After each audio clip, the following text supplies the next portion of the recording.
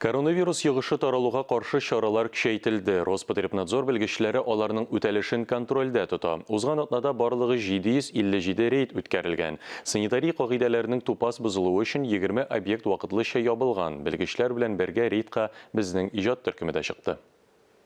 Здравствуйте. Я из управления Роспотребнадзора. Битлектер, перчаткалар, дезинфекторлар, дистанцион ора. Буларның барысы да кибетләрдә һәм ваклап сату урыннарында булырга тиеш. Пандемия шартларында бик кирәкле чаралар. Уларның үтәлешен Роспотребнадзор хезмәткәрләре игътибар белән күзәтә. Чираттагы рейд барышында зур сәүдә шәһәрләрендә хезмәткәрләрнең һәм клиентларның иминлеген саклау чараларын тикшерделәр. Сотрудники, когда у нас приходят на работу, мы отмечаем их температуру несколько раз в день. Тән температурасын тикшерүдән тыш, кассаларда дезинфекция үткәрү мәҗбүри. Шулай ук товарларны бирү өчен махсус тәрәзәләр булырга тиеш. Әмма кагыйдәләр тиешенчә үтәлми.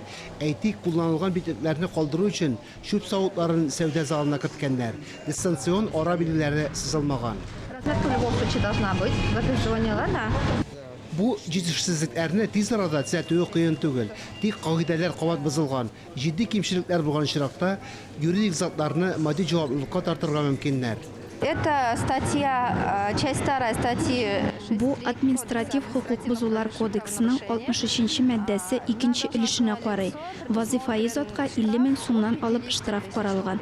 Роспотребнадзор белгечләре кибетләрдән тыш җәмәгать туклану урыннарында даими рәвештә тикшерәләр. Аларда шулай ук санитар куркынычсызлык чаралары үтәлергә тиеш. Зал гадәттәгә караганда 70% клиентны гына тутырырга тиеш.